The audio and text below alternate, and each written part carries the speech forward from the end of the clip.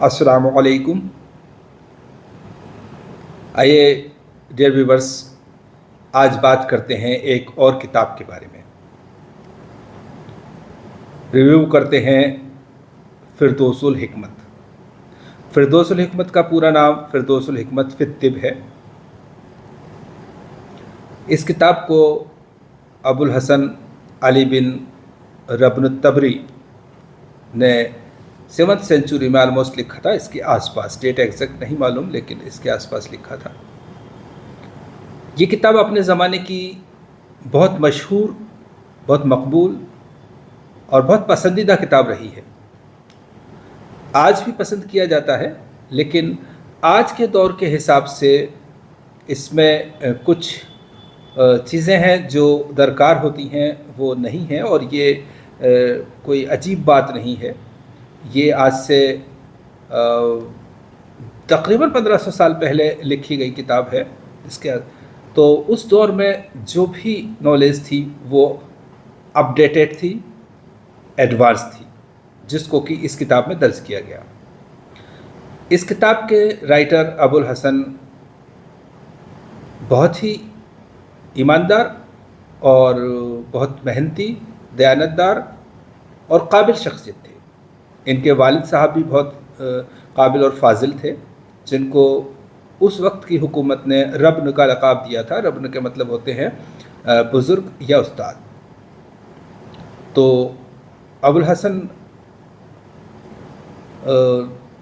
जब अपनी स्टडी कर चुके तो उसके बाद इन्होंने इराक़ में प्रैक्टिस की, और उसके बाद तब्रिस्तान गए, तब्रिस्तान से रह गए वगैरह वगैरह। ये एक अलग कहानी है, लेकिन हम बात करते हैं फिरदौसुल हिकमत की। फिरदौसुल हिकमत को पूरी तरह से एक ऐसी किताब कह सकते हैं जिसमें कि तकरीबन सारे ही सब्जेक्ट्स को, टॉपिक्स को कवर किया गया है। ज़्यादातर फ़िलासफ़ी को इसमें लिया गया है, फ़लसफ़ा हावी है इसमें, यानी कि अंदाज़ बयां में भी फ़लसफ़ा है और फ़लसफ़ा का प्रॉपर डिटेलिंग भी है।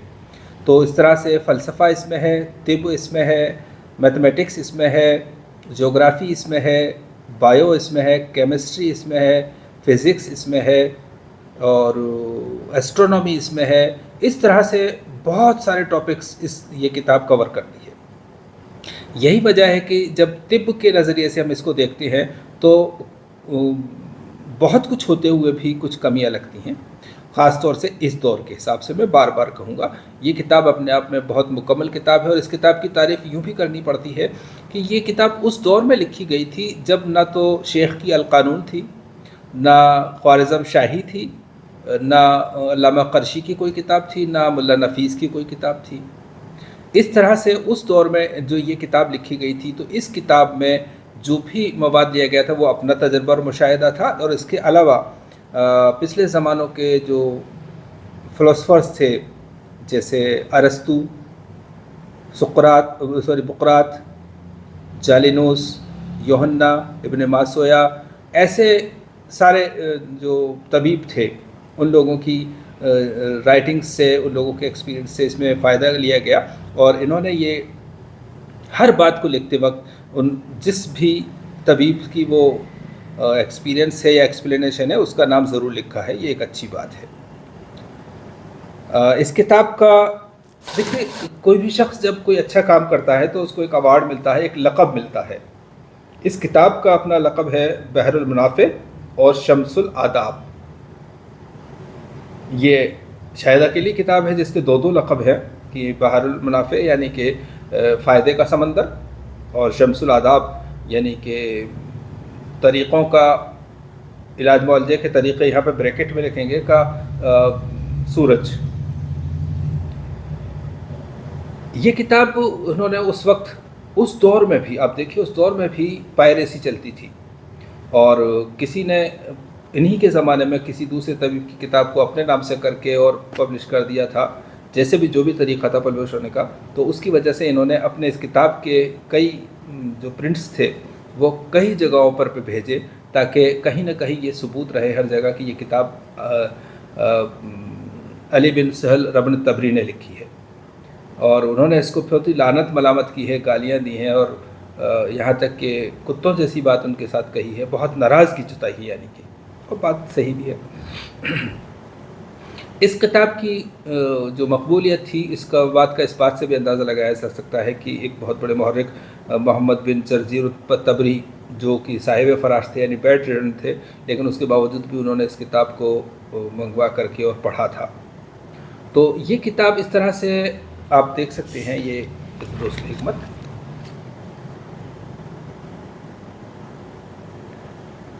یہ کتاب تقریباً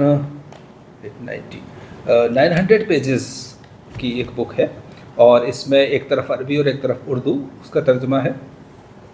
اس کو 1981 میں پہلی بار پبلیکیشن ہوا، اس کا پبلش ہوئی ہے، اور اس کو حکیم اشرف ندوی صاحب نے ٹرانسلیٹ کیا تھا۔ اس کتاب کے اندر نہ صرف پرانے جو یونانی اطباء تھے، جو اس دور کے عراق کے اطباء تھے، ایران کے اطباء تھے، ان کا ذکر ہے، بلکہ ہندوستانی جو آیورویدک کے طبیب تھے، وید تھے، جیسے چرک ہے، ششرت ہے، اور دوسرے جو بھی اطباء تھے، ان کی بکس کو بھی انہوں نے پڑھا تھا، سمجھا تھا، اور پھر ان کے طریقہ علاج کو بھی اپنی اس بک میں جگہ دی، ایکسپلین کیا۔ یہ ایک بہت بڑی فراخ دلی کی بات ہے۔